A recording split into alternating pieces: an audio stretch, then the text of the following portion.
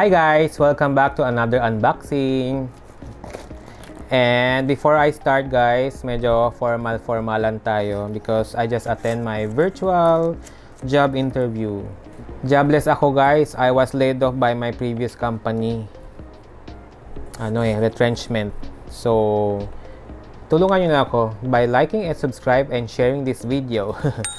So, yeah, I'm still looking for a job. A bit sad, but I'm going to anyway unbox this phone again. And before I unbox again guys, shout out to the viewers from India. Hi India people, and to lovely Joy Badiao, to Philip Nicolas and Russian Tolentino. Thank you for commenting on my last post on my FB page. So also follow my FB page. Going back to unboxing, this is Samsung Galaxy A17 5G. I got this. Oops, nabagsak yung box. So, kinuha ko na sa box. And I got this on Samsung website also. They have points there. And I have voucher, 1,000 peso discount. So, nagamit ko yon plus yung points ko na 3,000. Malaki na rin yung bawas. So, and they have freebies. The first freebie is 25 watts power adapter. Low standby. Next is Globe SIM. Globe SIM Go 59 with free 5 gigabytes only all network text. Valid for 3 days. LTE and 5G. Free SIM. Maganda yung last digit number. Oh, hindi masyado. Mahirap i-memorize. Ito siya. Cute. And lastly, oh, hindi pa pala. Ito. Wow! Free 128 gigabytes of Samsung pa. Samsung micro SD card. Wow! Branded ha. Dami pa giveaway, no? And lastly, this is the Galaxy A17 5G. Ang ganda ng box, guys. Ganda, oh. So, ito guys, 8 GB of RAM and 256 of internal memory. Expandable siya up to 2 TB.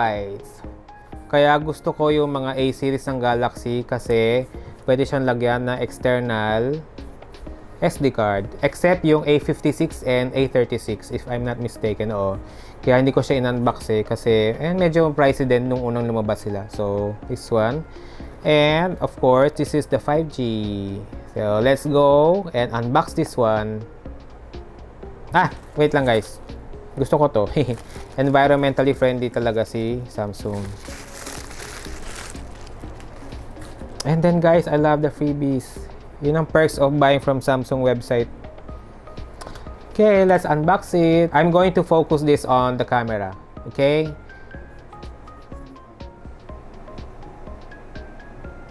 Okay, here's the box. Galaxy A17 5G. Made in Vietnam.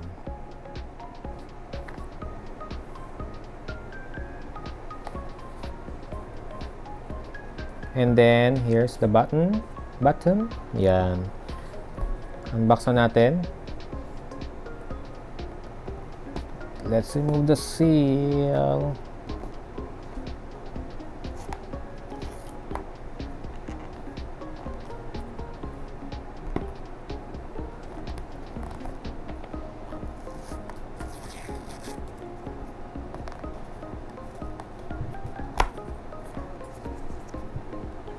Basta guys, pag original yung seal, mahirap tanggalin talaga. Hindi smooth. Yun ang napansin ko.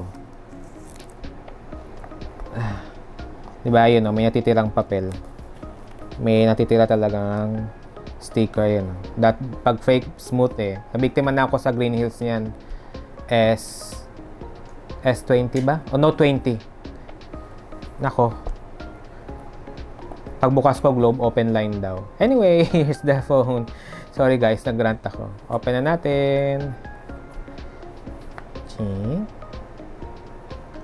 Let's check muna. What's inside? Alam naman natin, the usual. SIM ejector pin.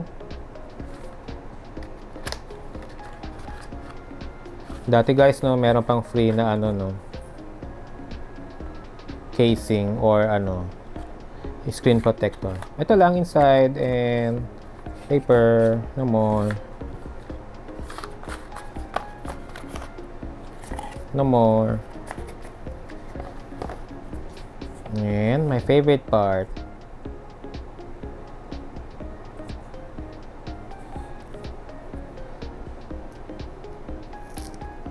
No more plastic, no guys. Environmentally friendly na. Diba dati guys, meron pang sticker dito ng mga basic na specs sila, or mga ano, major na specs sila. Here's the phone. Wow. Wow. Ayun, volume, power, home lock button, and then SIM tray, this one. And single loudspeaker lang siya according to my research. Then on natin, tignan lang natin yung front camera.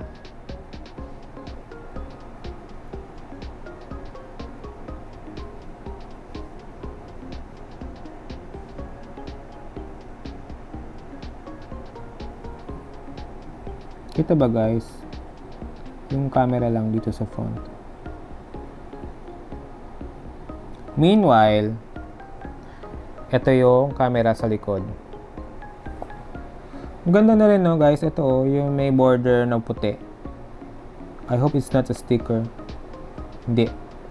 Wala siyang sticker guys ha. Baka magasgas nyo. Here. Alright. Color silver. And then, if you can see the front camera, punch hole or teardrop camera. Yan.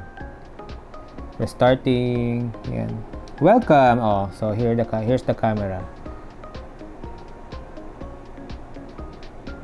So guys, I'll be back with the review of this phone and also with the sample pictures and videos coming from this phone, and of course the other features of this phone. If meron siyang AI, yun lang guys. See you again next time. Bye bye.